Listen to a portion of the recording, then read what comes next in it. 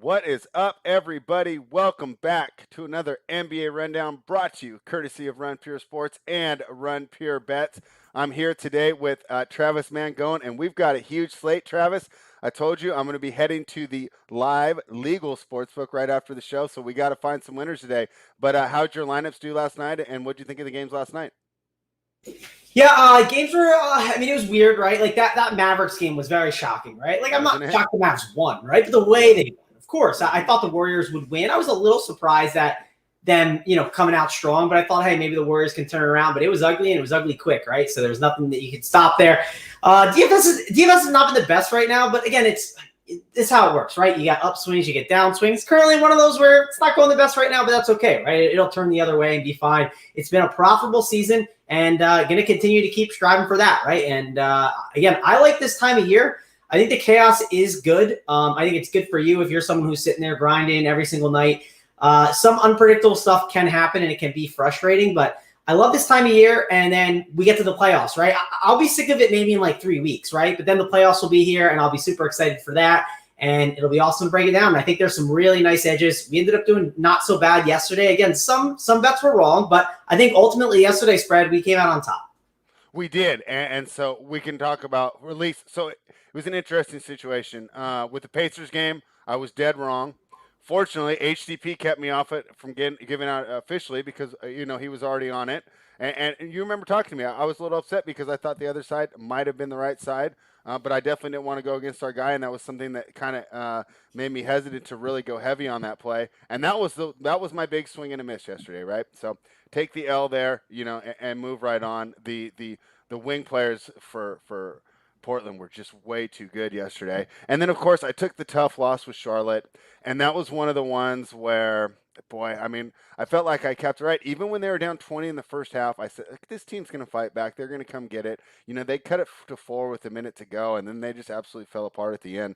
What I was really impressed about in that game was the Bucks' perimeter defense. I think that we might be sleeping on this team a little bit as far as their ability to shut the other teams down.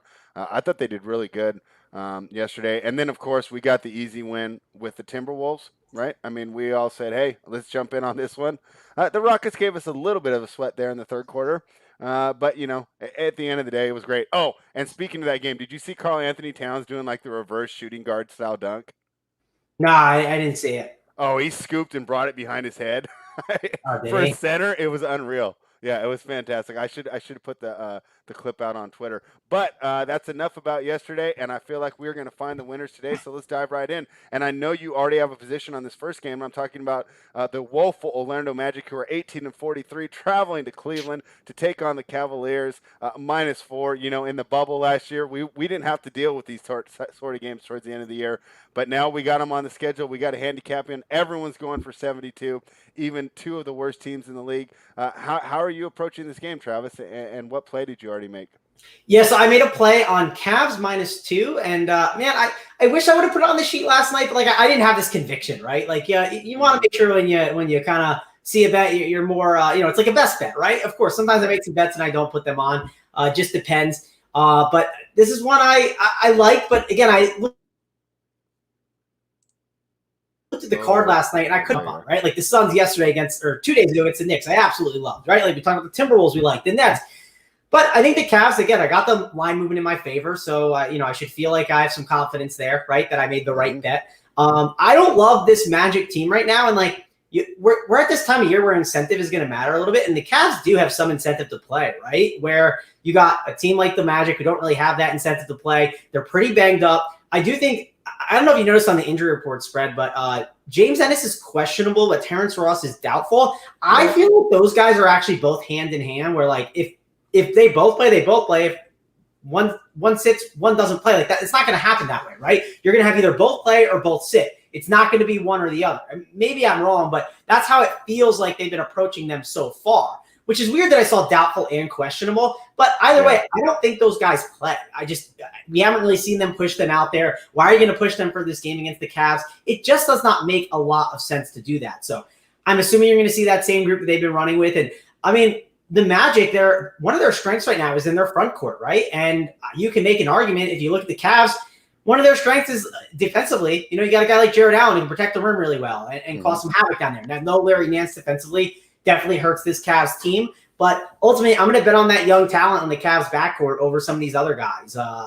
Cole Anthony's a little bit of a small guy where I think that Garland, could easily have his way. So I'm on the Cavs side here. It sounded like you were leaning the same way when we talked pre-show.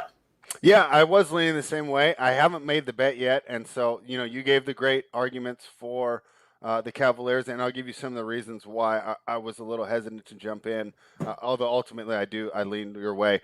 So the loss of Larry Nance is huge. I love his versatility as a defender. I think he brings a lot to the Cavaliers as far as their ability to get out in transition. I think that Garland can be a streaky player, and when he gets some of those easy baskets, it just everything opens up for him. You see a little more confidence when he's creating off the dribble.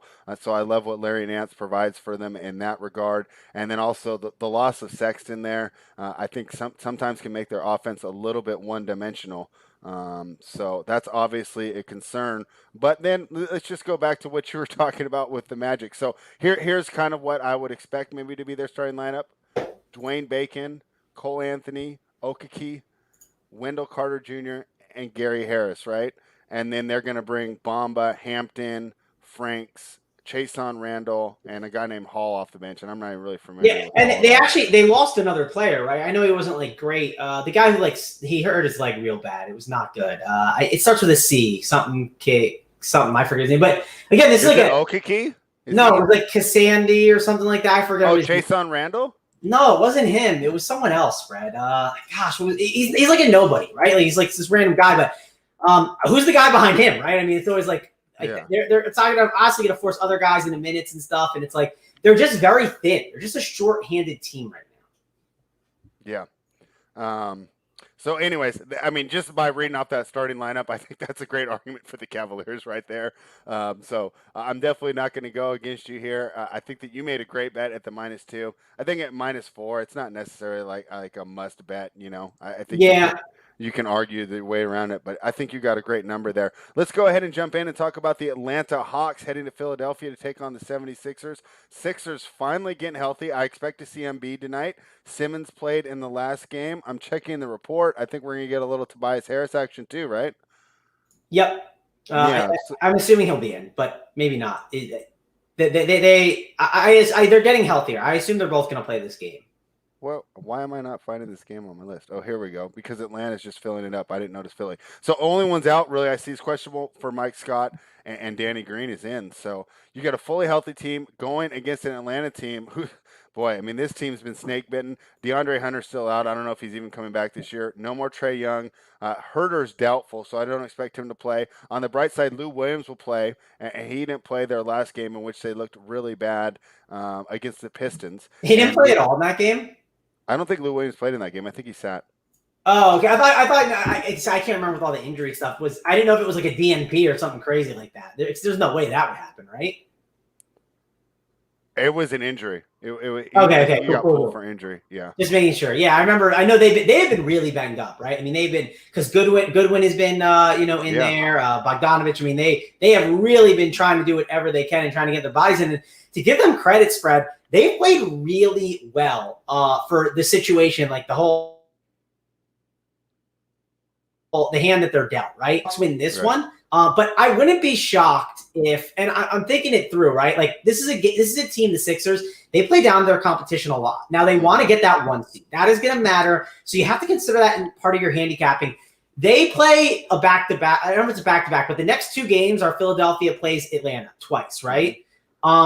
I kind of think you let Philadelphia beat them up in this game, and then you maybe come back over the top next game with Atlanta. Because interesting. I like that. We know Atlanta plays down to the Sixers play down to their competition a lot, right? Mm-hmm. Getting their guys healthy, makes sense. I can see them obviously come out here and have a pretty big game.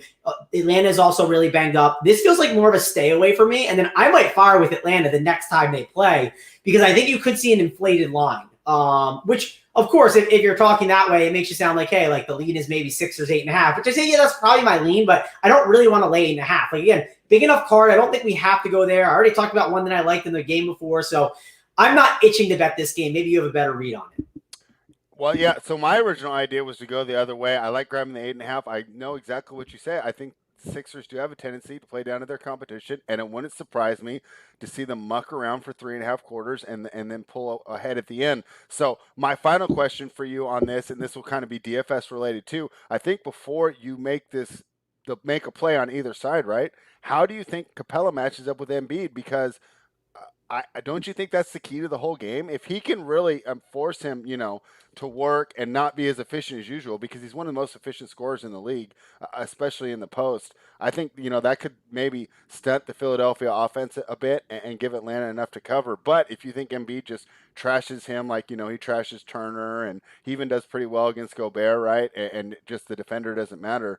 I think it's hard to stay against Philadelphia. So how do you think that matchup goes, and maybe correlate that to the spend up options for either of the players in DFS, Embiid or Capella? Like, would you be looking to roster either of them?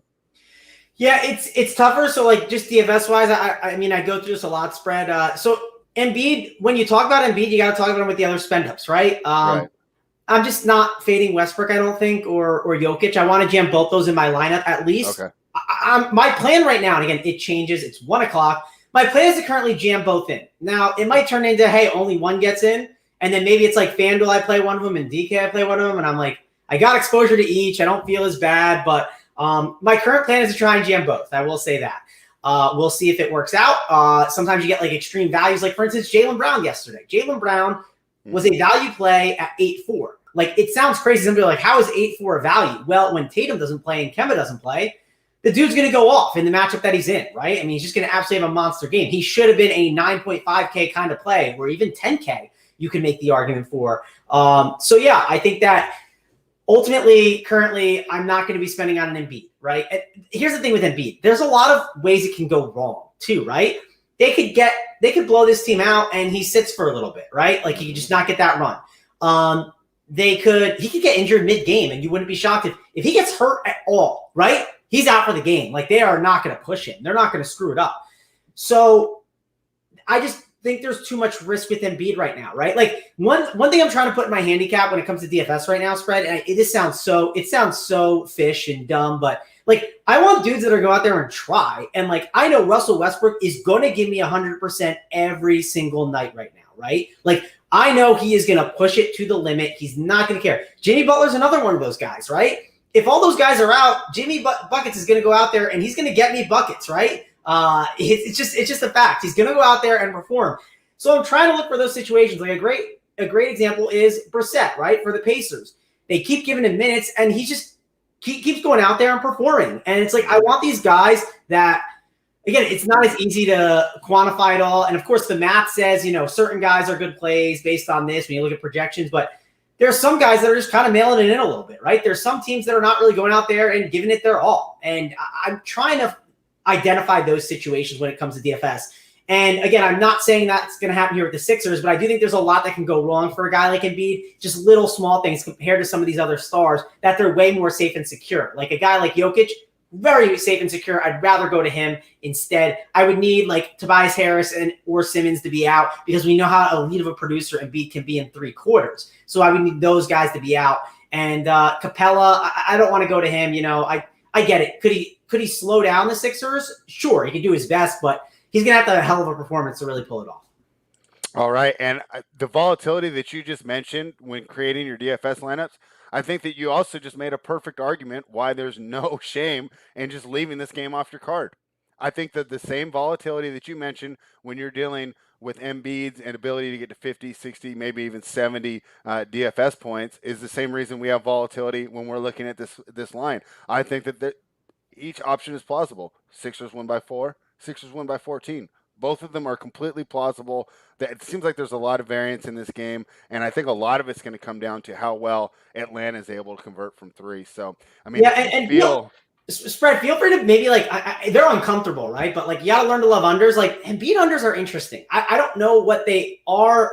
It's hard to pull the trigger, but in these spots when we get later in the year, like some of these, like you saw it with the Warriors yesterday, right? Like yeah. I like Draymond Green's over on the assist, but like, dude, when they get destroyed, like a team like this, or, if the other team destroys the other team, like it's like these unders are going to hit, right? Like when we see some extreme outcomes happening. So on some of these larger spreads, it's worth looking at the unders on some of these stars. I think just something to monitor and know. I think it's worth looking at down the stretch here.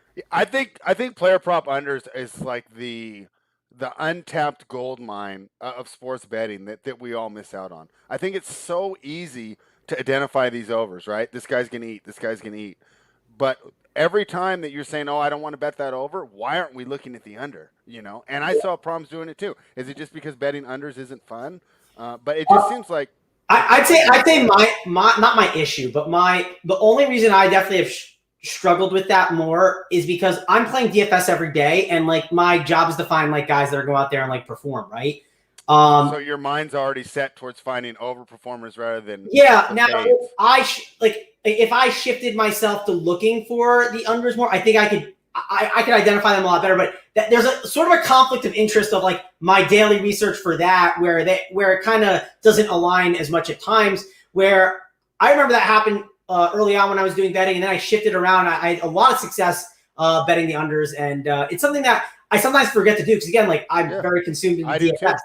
Yeah, no, I do too. So real quick, let's go over a couple of these questions. Our guy West Coast Jim, he wants to know about John Collins or Bogdan on FanDuel, and then Kyle J's also telling us that Bogdanovic is questionable now. So my only comment for this is, if Bogdanovic is out, I'm laying it. He's so key to this offense. Yeah. If he's out, I'm laying it. But what would you think about John Collins look tonight? Gosh, I mean, this team has no one. So Bogdanovic, I like that idea. The reason I like Bogdanovic is because I think he has been performing in a really nice role. And excuse me, I talked about it a little bit this year. When it comes to DFS right now, some of these guys feel overpriced. Like 7,600 for Bogdanovic feels a lot. He's going to have a tough matchup, right? He's going to have to deal with a Thibault or Simmons. One of those guys will be chasing him around. So that's the one worry I have with the matchup. Typically, I like to do the overspend for a guy because we have all this value that will have value as the slate goes on. It just doesn't feel like the right slate, right? Like I kind of tried this the other day with Darius Bazley. I thought he could get the job done for the Thunder. It's attacking this defensive team in Philadelphia just does not seem like a great idea. So I think you just stay away. Also, John Collins he always gets handsy, right? Like ways that it can go wrong. That dude always loves to foul. And on those doubles on Embiid, or like if there's switches and he, obviously sometimes you switch around and Collins lands on Embiid, like that's a foul waiting to happen. I'm not saying that Collins is going to be on Embiid all game, but there's times where Collins will probably end up on Embiid for a short period of time, and they'll try and switch it back over, right? And if that gets dumped down to Embiid, it'll be a disaster. It'll probably be a foul. It's just plain and simple. Just like Embiid, just like JSU said yesterday with Jakar Sampson on Nurkic. Imagine John Collins on Embiid for 10 possessions. How many of those are fouls? Feels like maybe 8 to 10. I mean, John Collins just fouls so much. So I think there's too much risk with those guys on this slate, but I get it. If Bogdanovic is out, I could understand wanting to go to Collins. I'm going to consider it as well, but I'm going to consider blowout and all those other factors. And I think I'd rather get exposure to a Lou Williams or maybe like a Goodwin if he's in, or one of the ball handlers. I'd rather get exposure to those guys than like a John Collins here. All right, fantastic. And I love that because I think, just like avoiding a losing bet makes you more than giving out a winning bet. With DFS too, you got to avoid those players that are going to fall into traps because even though JSU did it yesterday, it's really hard to cash with the snowflake on your screen. So, you got to, as well as picking out the winners, you got to know who to avoid. So I like that breakdown that you gave us there. Let's talk about a game that I think is pretty interesting. I think this line is pretty easy. Chicago Bulls are heading to New York. This line moved from 5 to 4. Why is Chicago taking money, Travis? I don't get it at all. Yeah, I didn't get it either. Is there some injury news that we don't know about? That's what I looked before the game. That's why I wanted to ask you because I know you're even more on top of it than me. I see this is like one of the cleanest games. Levine out. We already knew that. He's been out for a while. Troy Brown out. He's been out for a while. Alec Burks probable. Okay, that's the change. But that should actually move the line towards New York. I don't understand. So who's betting Chicago and why is what I'm trying to figure out. Yeah, I don't know. But I know I'm not in love with Chicago. I would lean going the Knicks, right? I'd let this just everyone keep betting Chicago and I'll jump on the Knicks side, right? Chicago, they beat the Heat the other day, right? Came back, it was kind of fluky, right? I mean, they came back a little out of nowhere down the stretch. The Heat defense folded, and the Bulls ended up coming away with it. I do think the Knicks played pretty well against the Suns, right? Like, I don't want to overreact. I think the Knicks were impressive against the Suns the other day. They hung in that game, right? The whole game, and Julius Randle wasn't that great. Now, can you make the argument part of it was some of the Suns defensively? At times they put some doubles on Randle, but it was more so that the Knicks were hot, right? The right guys, like RJ Barrett was hitting some shots. There were guys that were getting the job done, right? Like Derrick Rose had some great plays to top in. Just a lot of little things that caused where Randle just didn't have to do much, and he was kind of struggling, and other guys were stepping up. So I expect Randle to bounce back in a nice way. I talked about guys that I want to spend on that are intriguing, like, and that like are going to give the full effort. Like, am I going to get full effort from Julius Randle? Yes, because he's a Tom Thibodeau coach player, right? Like, I just know that is going to happen. So I like Julius Randle a little bit in DFS, probably a better FanDuel play than a DraftKings. The problem I have with this is I don't think I need to target this game on this slate. But if you're talking about stars, and I said to myself, I want to look for guys that I feel safe about. I think Julius Randle is one of those guys. If you played him for like the next 3 weeks, you get some really nice safe production with some ceiling games here and there. So I want to put him in my consideration list. So he's definitely on there. You can make a case for Vucevic because the game style should fit him really well. But I just don't want to spend that money on him. I'd rather spend it on other guys, right? I'd rather spend it on a Jokic instead at the center position. So that's kind of my read on that. And then betting wise, sounds like you and I are in agreement on leaning on the Knicks. Yeah, so I love the center matchups today. Noel and Vukovic.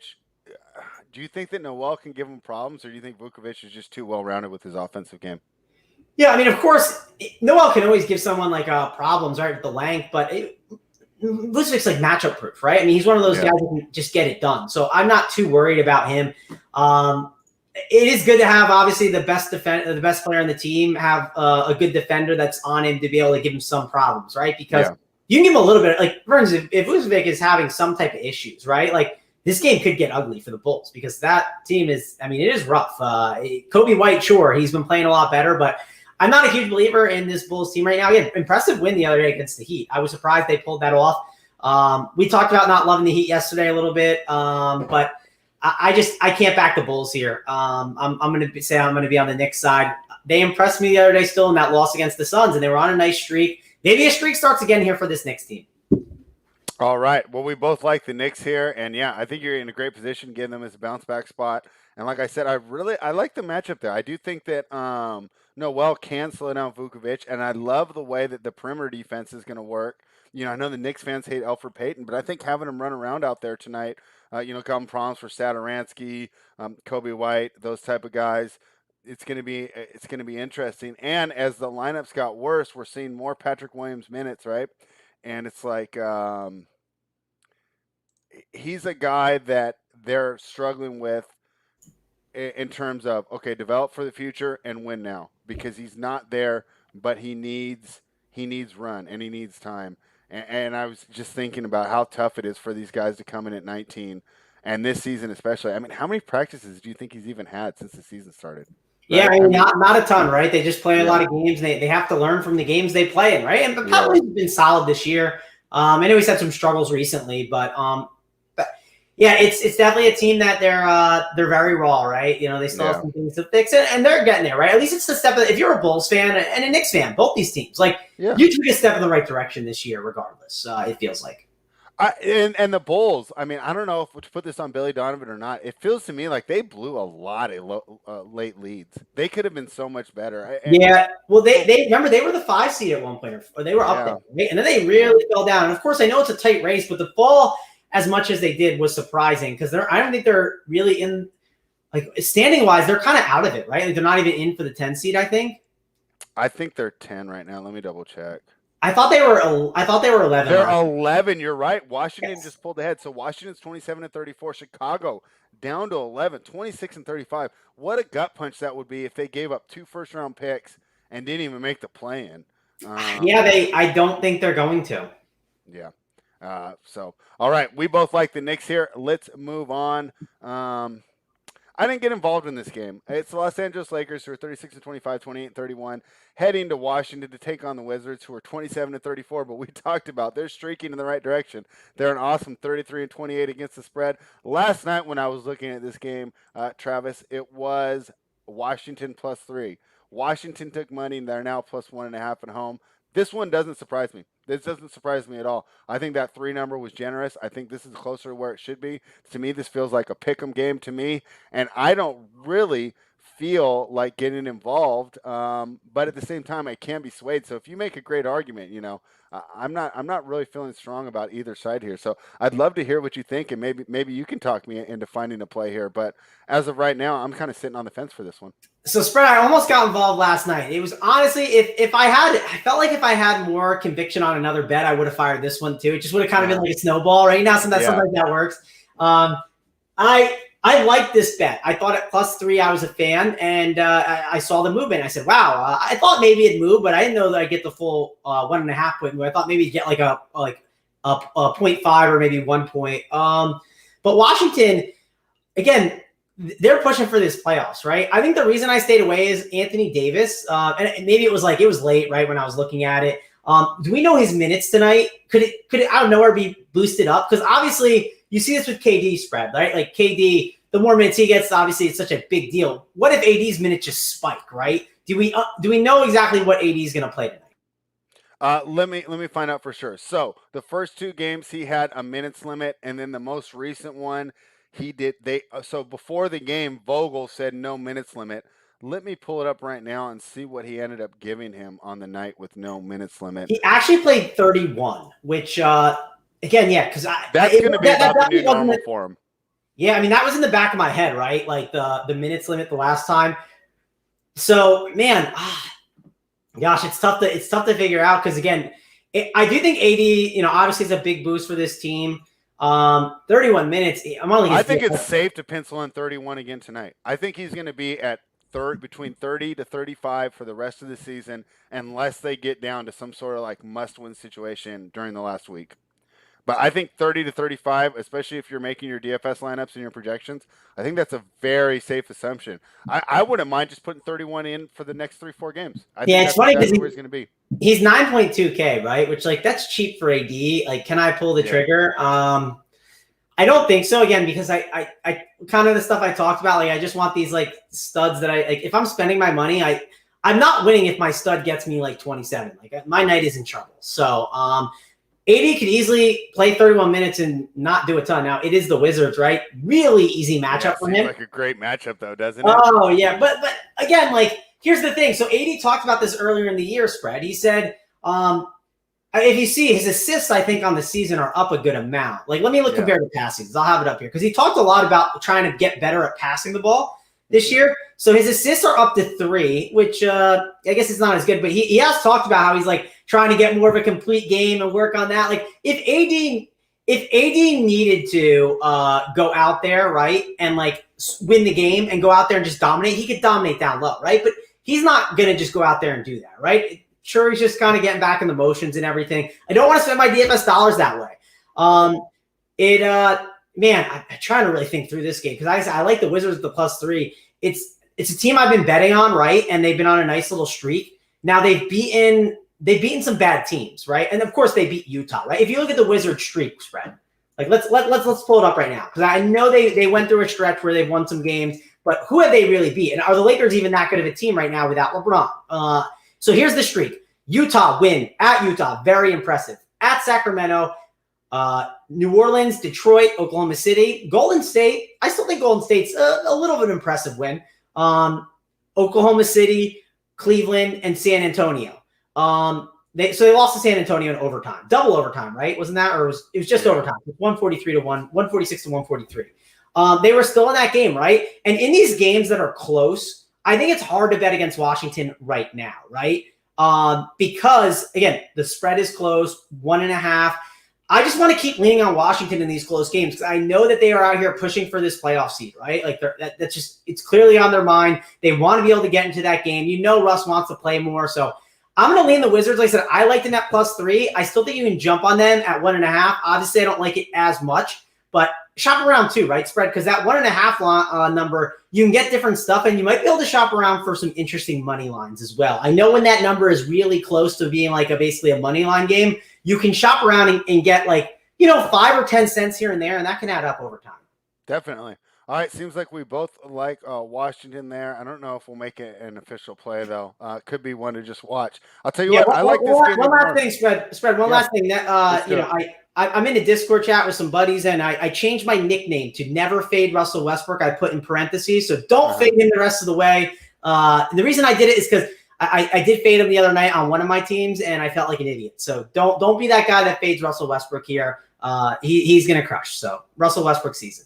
So now you're a man of impressive nicknames. So we got the king of the cash chart and never fade Russell Westbrook.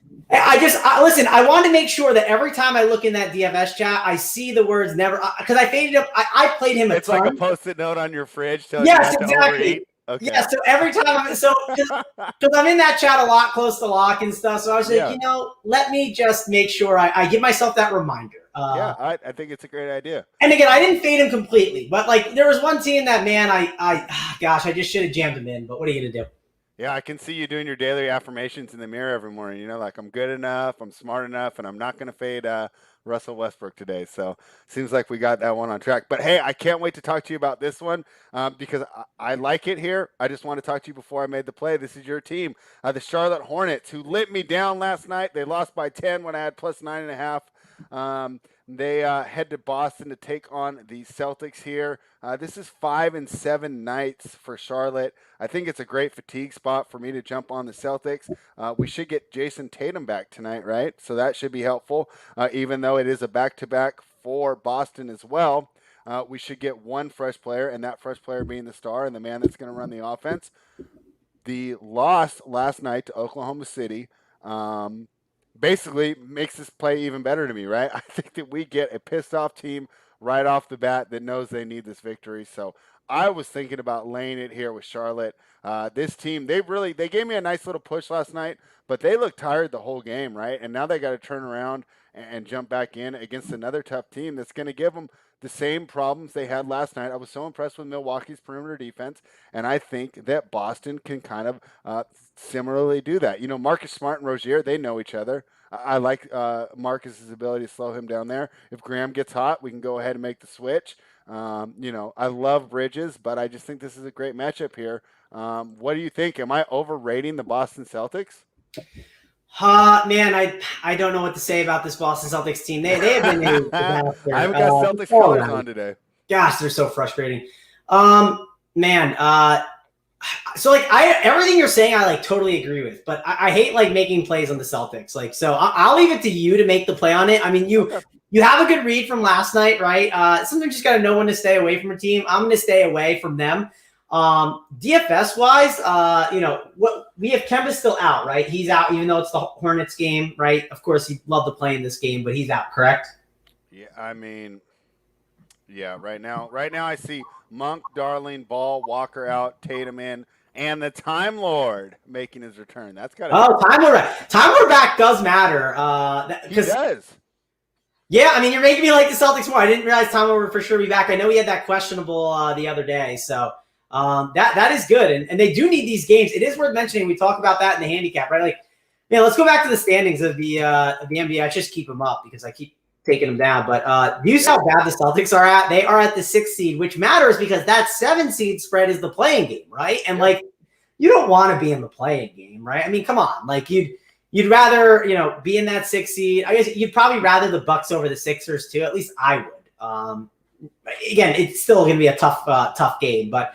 And, of course, you'd like to get that 5 seed if you could. You'd love to get there. But you don't think Boston would want the Sixers? They traditionally do really well against the Sixers in the playoffs. You might be. Maybe they do want the Sixers. But, gosh, you're not wrong. It is for sure. They have had their number a bit.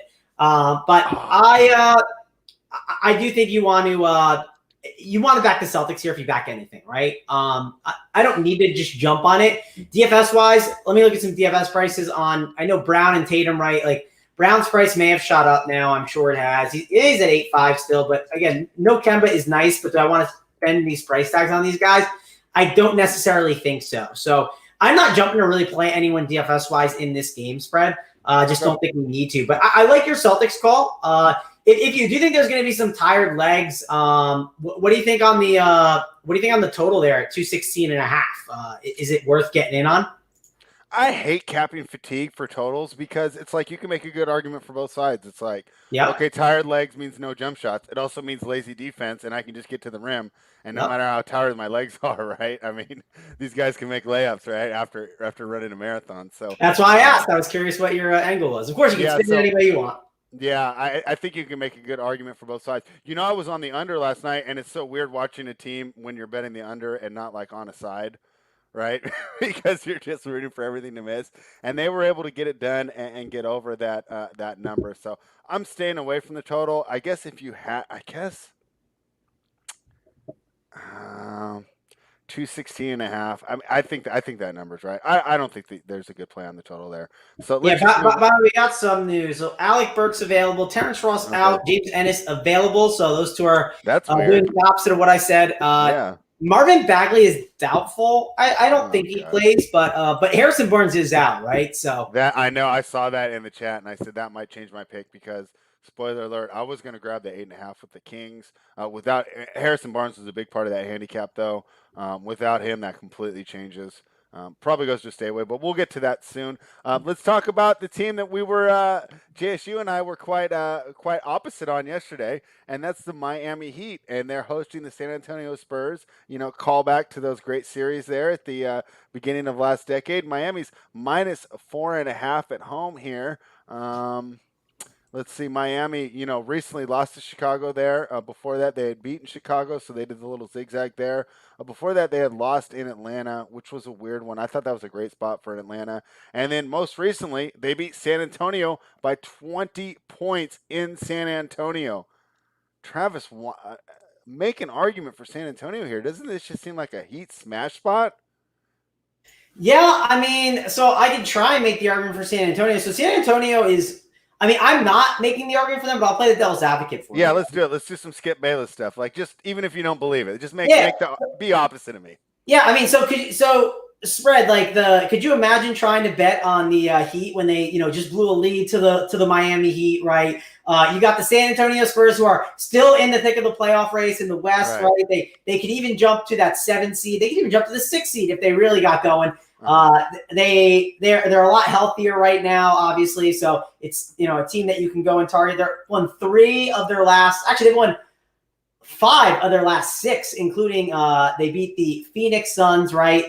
Which is an impressive win. That was when all the guys were out. They beat Indiana, Detroit, New Orleans, and they beat the streaking Washington Wizards in overtime, right? Yeah. So they're a team that's going to be out there firing. If they're healthy, they're definitely a complete team, right? Like they have a lot of great options, like a Murray, a DeRozan. They have guys, and you talk about Jimmy buckets, right? A guy that can get it done down the stretch spread. Yeah. I got DeMar DeRozan, who can always get you that 2-point long bucket to win the game. Yeah. So there you go. I think I like the Heat though more. Again, I'm just playing devil's advocate for you and having a good time. Sharp will be proud. You did a great job. Yeah, it's the Spurs are definitely a tough team because. I guess it's always in the back of my mind, too, they can sit guys, right? Yeah. It's a game I'm not even jumping to bet, but I lean the Heat. And, again, impressive win the other day. Also, the other thing about the Heat to talk about is, they lost that game, really ugly to the Bulls, right? They were not happy with the way they lost. And that's huge part of my handicap. Yeah, and I'll say this, something that maybe we overlooked a little bit yesterday is what happened with Dallas, right? And then they came out and fired. Now, I thought Luka was going to sit. I thought there was a good chance he could, but then there was the TNT stuff, so you didn't know, obviously, if he could sit or not. But I do think that I'm with you. I think the Heat, 4.5, I'm on your side, and we'll see how it all plays out. I don't know if Nunn and Hero are going to play, but I don't really need Nunn and Hero to play, right? I don't think it's, essential for them because I don't mind sometimes when these guys don't play because it funnels more usage to the guys that I want to have the ball in their hand, like Jimmy Butler.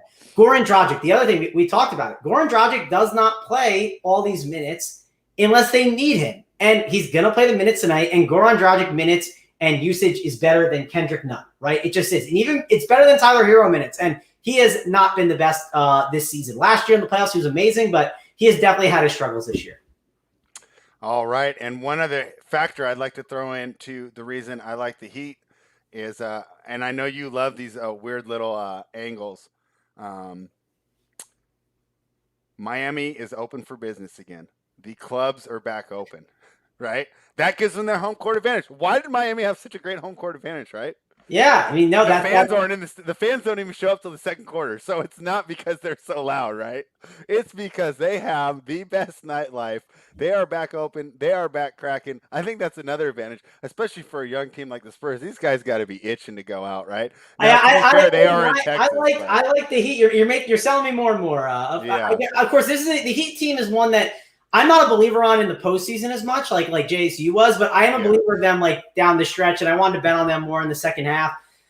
So yeah, I'm with you, spread. I like the call, and I will say DFS wise, if we get none in Hero to sit, again, I talked about these guys like Jimmy Buckets. Like I think I want to jam him into my lineups. I just think he will absolutely dominate. You talk about why do we like Jimmy Butler, spread? What does he do well? He doesn't shoot the ball well. He gets to the rim and gets you a bucket, right? Right. What team does not defend the rim and let you get buckets at the rim? The San Antonio Spurs. So there's a lot of them, but yeah, the Spurs are one of them. Although I think Podol's a little better than Aldridge, and they've got a little better since making that move. Sure, but you got a great point. The key is like I love guys like Murray. I think he's awesome, and DeRozan, but they're still small guys, and you can kind of if you have the size advantage on him, you can bully him a little bit. Yeah, I mean, I think that you're going to just get a Heat team that's coming out fired up, and I love them coming off a loss here. You know, I'll tell you what, if they would have beat Chicago, I don't think I'd be on this game. The fact that they lost to Chicago and the manner in which they lost the game, I think even if they're 15, number one, Spo's not going to pull people, and they're just going to put the pedal to the metal. Yeah, the one thing too, they're human beings, right? And like they're also the team. They're known as like the grinded out team. And they don't lose that way. Like that is not how they lose. Like the more and more you're talking about it, like I don't want to overreact and stuff, but I love what you're saying, and I think it's a good spot for the Heat. All right, let's jump on to the next game. And this is a game that I definitely need to talk to you about, too, because it's a team that I underrate versus a team that I think I overrate. Let's talk about the Pelicans, 27-34, heading to Denver to take on the Nuggets, who are 40-21. It's Denver -4. You know I like Denver here. I've ran down the Pelicans on this show constantly all year, but I haven't placed the bet yet. I'm a little worried about the size, right? But I think Aaron Gordon, like if I were to choose like a defender, I kind of like Aaron Gordon going against Zion. He's big, he's quick, he's got the hops. It seems like he should be able to, I mean, no one's going to stop him, right? But if we can even slow him down, it'll be interesting to see how they match up with Ingram here as well, because MPJ is the guy that I would think would do it, but he's going to torch MPJ. Also, there's not a lot of rim protection coming from Jokic. Regardless, I still like the Nuggets here. But what do you think? Am I just overrating this team that I like a little too much? Well, also Steven Adams is questionable, right? So that matters. Like that I mean, that's Willie Hernan Gomez versus Jokic, like barbecue chicken, bad. right? Like that's bad. Good point. Great point. And so here's again, it's another thing. Like I don't mind when some of these guys are out, right? Like the Jamal Murrays and all these other guys, because I mean, these late regular season games, what's that going to do, spread? It's going to funnel the usage to the guy that should have the usage to him. Like it's a playoff game, basically, because, hey, Campazzo is not going to go out there and be the guy in the last 5 minutes or even like all throughout the game. They're going to dump it down to Jokic and just let him keep doing his thing, start up the offense, get this thing moving, pass it around, go get a bucket, do whatever you need to. I love the Nuggets -4. I think it's a really strong bet. I think this line could be 6 or 6.5, right? Also, the one thing, too, is that what do the Pelicans do? They give up those open threes, and I don't know if you want to give up these open threes to some of these guys, right? Like on this Nuggets team. I just think it's not a good call by them. So I'm with you, spread. And the one thing I'll say kind of about the Pelicans, I talked about with the Warriors, and you saw it yesterday. Now, they're very boom bust. I think the Pelicans are very boom bust as well, spread, right? Like they have a lot of similarities to the Warriors, and they're obviously not the same team, but what I'm saying is their swings are large in the gaps between their wins and their losses because of how they give up the three-pointers, and they just kind of give you open threes. And if those threes fall, you're going to lose big time to a team, right? I mean, the Pelicans are just going to get destroyed. But the thing is, if for some reason, they're not falling, then the Pelicans, they are in a great spot. Also, I don't love that Lonzo Ball. Like, sure, he's like their good primary ball handler, but like, I don't know. Who's he going to really be on? Can you even put Lonzo on MPJ? I don't think you could do that. No, he'll get smoked. That's it. That Exactly. was the converse I was going to say. As tough as Yes. Zion is to match up with, I think MPJ provides those same problems because Zion's not that good a defender. Yes. And MPJ will toast Ingram. I mean, if they cover each other, they're both just going to go off. Exactly. So it's just going to be those two going at it. So the piece, so basically the weapon that the Pelicans have on defense is not even able to be used properly, Right. Exactly. which is going to be a problem throughout the game. Yeah, so, what's he going to do? Shut down Campazzo? Yeah, exactly. So I love the Nuggets here. You can even outline them if you really want to. Like I don't mind this theory, but I'm just jumping on the -4. Love them in this spot. There's a couple teams this year that I wanted to kind of bet on down the stretch, right? Like that I wanted to be on. I wanted to be on the Nuggets. I wanted to be on the Suns. I wanted to be on the Clippers. Those are 3 teams I've keyed in on, and it's gone well.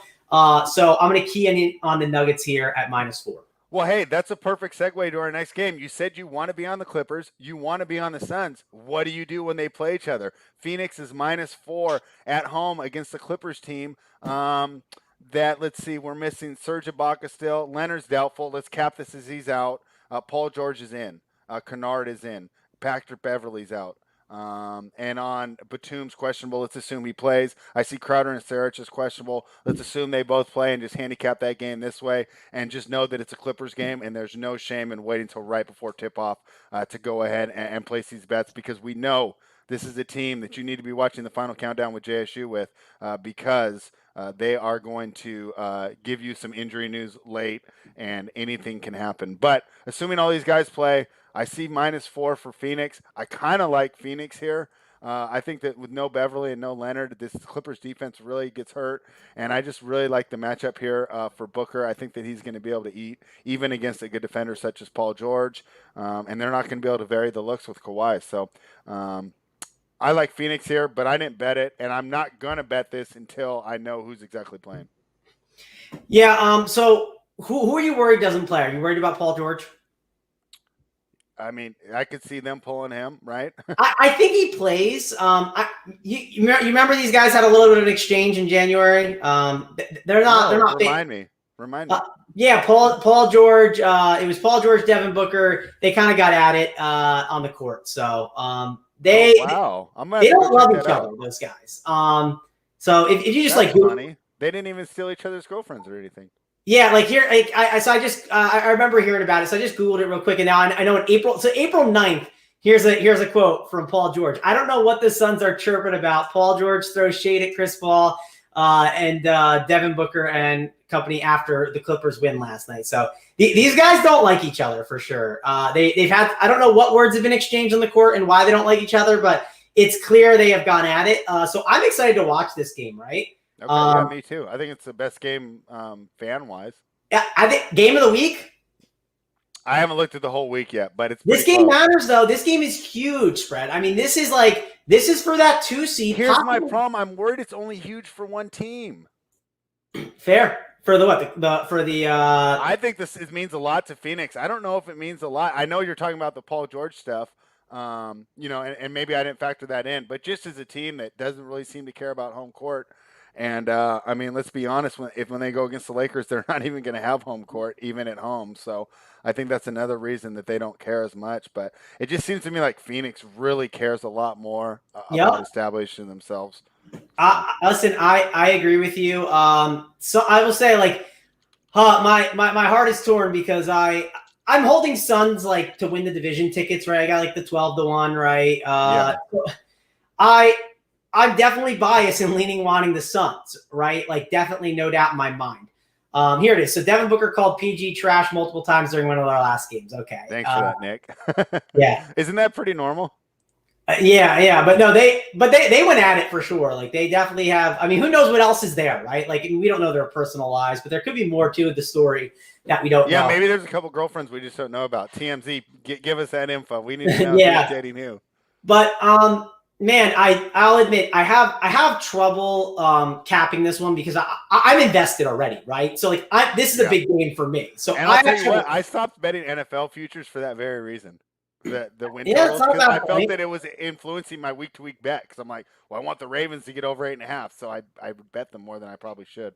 Yeah, I mean, I lean the Suns for a lot of the reasons you said, but man, I wouldn't put it past. Is Kawhi officially out yet? No. I wouldn't be shocked if he randomly played. Like, just wouldn't be shocked. Would you would you be shocked at all if he just popped up and played? No, that's why I'm not playing this game until I probably, because we'll be up at the sportsbook tonight, right? I mean, I'm gonna watch the warm-ups before I place the bet on this game. Yeah, I want to see them on the court, like shooting, dribbling before I do it.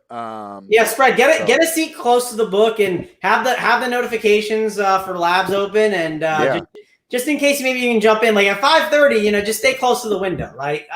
Again, I will be. And so, hey, here's my final question for you on this one. Let's say you do like the Clippers. I mean, do you think there's any way that Phoenix wins and doesn't cover here? Or if you like the Clippers, do you just take the Clippers money line, which it's gosh, my bookmaker closes out if I don't click on it every 15 seconds. But on -4, I'm thinking it's going to be like plus 180, plus 185. Would you, if you do like the Clippers, is that the way you would look, or would you rather have the safety of the +4? I'd probably rather have the safety because I think the game is going to be closer. Like I do think it's going to be a fun one to watch, and that's why I would probably lean the Clippers. But it's, again, I'm invested in the Suns. I understand there's like a sort of a bias there right now. I definitely can see it here for me. So again, it's going to be the game of the week to watch. I'm super excited for it. And I just don't think you can bet it until you I'd wait till 5:30 at least get that report and see what happens. And I think that's the theme of today. With an 11-game slate, there's no reason not to be picky. When you go to the buffet, you don't have to eat everything. You can just choose your favorite foods. That's what we're going to do here tonight, looking at this card. So this last game is our game, and this is another reason why I do not bet. But Fred, one last thing. Yeah. Paul George is expensive, but if Kawhi, if you know he's not going to be in, he's expensive at 9.8K. But I'll say this. He was really high owned the other day when he had 17 fantasy points. No one is going to want to go back to him. I mean, it's going to be brutal to go back to him. The Suns matchup is not the best. If you look at Paul George, I'll pull up the stats. I believe he has done pretty well against Phoenix. Let me pull up the numbers though.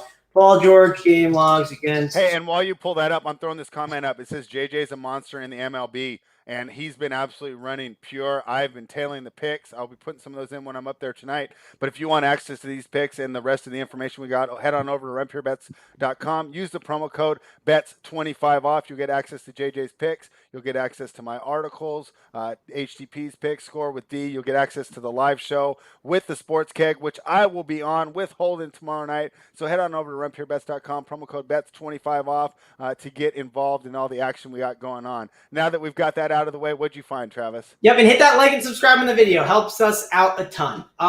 So I pulled it up. So since the big scuffle between the two teams, right? Last two games, 39 points on what was the shooting? 15 to 24 shooting, 4 assists, 3 rebounds, 2 steals, a block. Then 33 points, 7 rebounds, 3 assists, 2 steals, 12 for 19 shooting. He shot 60+% in each game. I mean, Paul George's been a little dialed in. So, hey, maybe it helps out. Especially, again, stars are great bounce back candidates when it comes to spending up, right? If you can get a 5% owned play of a Paul George, he's going to have good games. If you look at the range of outcomes, he's going to have good games here in this spot, right? Mm-hmm. Compared to some other cheap guys. I like getting contrarian at the top when you can. If it's warranted. So I don't hate the idea of doing that. It's probably a better FanDuel play, I think, because you have to play 2 shooting guards. And people just might be a little cautious to do that. And you got a Halliburton on the slate, who we'll talk about here in a second. But there are shooting guards that people are going to kind of go to already. A Jordan Clarkson, who's shooting guard eligible as well. So I think Paul George is a good contrarian DFS option that'll be lower owned based on what happened the other day. Yeah, and this is where I feel like you guys have helped me learn so much about the DFS aspect of the NBA here. And I don't necessarily like this matchup for Paul George. I do like the wings that they can throw at him with Bridges and Cam Johnson and the rest of those guys to slow him down. But the fact that differentiating is so important, it's so when you first start, you just want to make the best lineup, right? But when you get all these guys at 40 and 50% with fire, right, and you're looking and you want to move up the ranks and you see all the guys have the same guys as you, you understand the importance of differentiating. And I think that you made a great point with the number of people that Paul George lit down the other night, right, being so highly owned, and when he got 17. Spread, the best way I think to understand that point is if you ever roster a low owned, like a 10% or lower play, right? If you ever roster one and you know he's playing well, just pull up the app and watch your team move up. Just watch it. Yeah. And it's a really good example of showing of how valuable those lower own plays can be. Now, you don't need every single play to be low own, but it shows how much of a difference maker they can be at times. And again, if Paul George goes for 60 in this spot, are you shocked? I'm not. And I mean 60 fantasy points, not real life points, but I'm not shocked at all if he goes for 60 fantasy points. I get it's a hard matchup, but it's Paul George. He's matchup proof. We know what he can do in this spot with all these guys out. All right, that's a great example of some basic DFS game theory that you get over at runpuresports.com. Let's go into the last game, the Utah Jazz, 44-17, 35-25, heading to Sacramento to take on the Kings, who are 25-36, 26-34 against the spread. We know there will be no De'Aaron Fox. Regardless, I still wanted to back the Kings until our guy West Coast jumped in the chat and noticed that there was a change on the injury report. My guy Harrison Barnes is out. I think he's the key to this team. That being said, I'm not going to lay 8.5 with Utah here, but it keeps me off the Kings. It made this from a Kings play to a no play here for me. And I think maybe, Travis, you can make an argument that you go the other way without Barnes in there. I don't know if I'm willing to go ahead and make that leap of faith here. I kind of like the spot for the Kings to keep it close. But Barnes is so important to this team. I don't necessarily believe anymore. What do you think? Would you still want to take the points? Would you lay it with Utah? How are you approaching this one? Yeah, I mean, I kind of wish Barnes was in that way because I was going to jump on the Jazz, I think. Not that I'm like all over it, right? But I think that it's the side I'd rather be on. Sure, I get it. Losing Mike Conley is not ideal, but they're still in good hands on the offense, right? With Ingles and Clarkson, they still have enough guys, I think, to get the job done. I don't love this Kings team, especially without Harrison Barnes. I mean, that's a big loss in my opinion. I mean, that's like 40 minutes where is it going, right? Like, I mean, very big loss in my opinion for that team. I don't know what they're going to do. I mean, it's like, think about that lineup. It's going to be what? Halliburton, Hield. I guess they're going to throw Harkless to the 4, and then they're going to put a lot of Terrence Davis at the 3. They might even put Buddy at the 3 and mix in DeLon Wright and give him some heavier minutes. And then maybe they give Kyle Guy some more run where he's at like the 1 or 2. That's my guess, right? My guess is Mo Harkless slides into the 4 more. Maybe they give a little more to Metu as well, but not as much as you think. And then it's gonna condense on giving more opportunities to guys at like the 1, 2, and the 3, right? I think that's how they're going to mix and match it. And it's going to be Terrence Davis as the primary beneficiary, or maybe some DeLon Wright. Does that make sense? Yeah, it does. I think it's perfect sense. They do like DeLon Wright off the bench, like to run that second unit. So I don't think they're going to change his role as much as you'd think. He might. I don't know if DeLon Wright has closed every game, but there's probably a stronger chance he would close if he has not been closing. Yeah, and I think it'll do off how well he plays. I do like DeLon Wright as a player. I actually thought that was a sneaky good pickup for the Kings. I don't really know what Detroit was going for there. I don't know how you can think that Corey Joseph is better, but the only problem I had with Corey Joseph loss, sometimes it's hard to quantify. Like, it sounded like those guys liked him a lot, right? The chemistry. They must have, because he played terribly. Yeah, it felt like, and they hit some injuries too, so I don't want to give them too much crap, the Kings, but it did feel like trading Corey Joseph if your goal was to win games going forward and try and make that playoff push, maybe it wasn't the best idea, but if your goal is just to, grab some pieces and get better, yeah, it was probably the better. I think the problem with the team was that they didn't know whether their goal was to make a playoff push or completely tank. Fair. And I think that they're kind of stuck in the middle, and that we might be looking at a magic sell-off here in the next year or two as they just – you got to bottom out at some point. But regardless, so you would lean Utah here, right? At the minus 8.5? Because lean Utah. I'm not jumping at it, right? I think it's a good bet. Yeah, because could you see this also be a game where Utah just screws around for 3 quarters and then just pulls it out at the end, but doesn't necessarily cover? Yeah, but DFS wise, you have to obviously like Ingles, Clarkson, a lot of opportunity for those guys. So there might even maybe some of these fringe players. Sometimes they kind of pop up out of nowhere because again, if they slide some guys up to more guard type roles up top, like even if they put like an Ingles at shooting guard a bit more. That could obviously help some of these fringe players on Utah. And if it blows out, right, if you do think it could do that, which it could, right, maybe like the Georges Niangs of the world at 3.4K are interesting. I mean, he has not been bad. If you look at the minutes, 24, 14, 21, those are the last 3 games minutes. Then he had 23.25 fantasy points, 16.75, 24.25. Not saying I love Niang, but the thing about Niang is he's a guy that can allow you to, get all those studs into your lineup. So something to consider. All right, Travis. Well, I think we did a quick, efficient job of breaking down this stacked Wednesday card. But we know what time it is. We see the guy in the chat, Gregory Russo. He's here for it, and he can't wait to place this bet that you're about to give out. So, best bet for today, side total or prop? What do you like? Yeah, I mean the best bet player prop didn't hit yesterday, but the pick did, right? We were on the Nets, and that ended up working out. Did you watch the Mike James ISO ball at the end of the game yesterday? It was absolutely ridiculous. I was going nuts because I had Kevin Durant, and I was like, why is Mike James doing these ISO plays at the end of a basketball game? Just gives the Nets so much credit of how good they've been. Did you see that or no? No, so the three that I was flipping through was the Pacers destruction. I don't know why. Like I think I was a masochist and I just kept it on, and I don't even know why. And then I had the Celtics game because I had the under there, and boy, that was another one that kind of hurt because I felt like we were going in the right direction, and then they just scored too many points in the third quarter. And then, of course, the game that I had my best bet on, the Charlotte Hornets had most of my attention, and that was such a fun game. I really thought I was going to cover, didn't get it done, but regardless, I did miss the end of that Nets game. I was surprised that we were actually able to pull that cover out. So, see, sometimes, the Charlotte one doesn't go our way. The Nets one did go our way. But regardless, I still feel great about the direction that we're heading. So, all right, we'll get my bet for the day spread. It's going to be Nuggets. We're going to go with the Denver Nuggets here. We're going to go -4 on them. Listen, I like Cleveland. You can get 3.5 here on Bookmaker right now. All right, give me 3.5. I'll take that. I haven't put the bet in yet. I'm going to put it in right when I get off the show here. So I'll put it on the sheet too as well. I'm going to be back in Denver here at -4. I think this is a good spot for those Denver Nuggets. So give me them as my best bet of the day. Hey, you know me. I'm always on board for fading the Pelicans, and if they come through, they come through.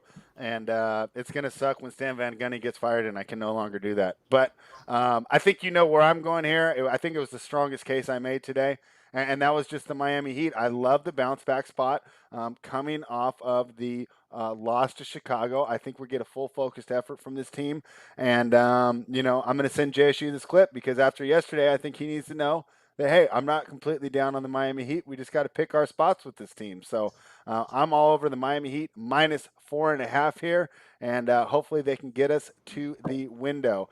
Travis, I wanted to thank you for hanging out today. You want to let everyone know what's going on over at Run Pure Sports for the rest of the week before we get out of here?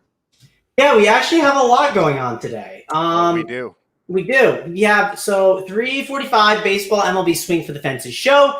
Get in on that. Then we have the NBA Hardwood show at 5 o'clock. Me, Titletown, Big T will be on that. I believe Draft Cheat Hoop are on the MLB show with someone else. I'm blanking on who it is. I think it's JT Hates. Then we have the final countdown with Holden, JSU, 6:15, breaking down the NBA slate, answering all your questions leading up to lock on the Run Pure Sports YouTube channel. So like and subscribe to that, like and subscribe to this channel. And then one more thing, we have a free video that is going to be on the Run Pure Sports channel. And what is that video tonight? It's NFL Draft, right? You'll have the Print Factory is back. You will have Holden hosting with Big T, with JSU, with JJ, talking NFL draft bets. So they'll be in on that. Should be a good time. We have tons of draft bets up on the sheet right now. So don't miss out on those. Is that on your channel or our channel? Maybe it's on both. I don't know. It should be on our channel, it seems like. But regardless, it'll be good. Whatever channel it's on, it's going to be a great show. Yeah, I mean, just go subscribe to both. It could be on your channel. I have no idea. But it's going to be awesome. So check that out either on the Run Pure Sports or the Run Pure Bets channel. Awesome content that we're going to have for you guys. So excited to, excited to have it for you. So, and it's a free show. And hey, the draft's tomorrow. Should be a good time. And Spread, Keg, and Holden, they will be doing the draft stuff as well for you on Thursday. And maybe I'll pop by, Spread. I think I'm going to be watching the draft, so maybe I'll have to hop in and, when the Jets are up, maybe boo the Keg a little bit and get after him a little. Yeah, well, we'd love to have you tomorrow night. And I'll tell you what, I had so much fun talking basketball with you today. I think you bring so many great perspectives that sometimes I don't look into. And, of course, the DFS analysis is always top-notch from you. So we always enjoy having you on here. And I really like the picks that you made for today. So I will be back with you next week, tomorrow, for the NBA Rundown in the morning. I still got to confirm, but most likely it'll be Tyler, Title and I. So we got the TNT Print Factory going. Friday it will be AP, Tyler and I, and then Saturday will be just Tyler and I. So, but you'll have an NBA rundown coming from Rumshires Bets for the rest of the week. Use promo code BETS25 off to get access to all the plays. Travis, thank you for hanging out. Thank you everybody for watching. Like and subscribe. Run Pure.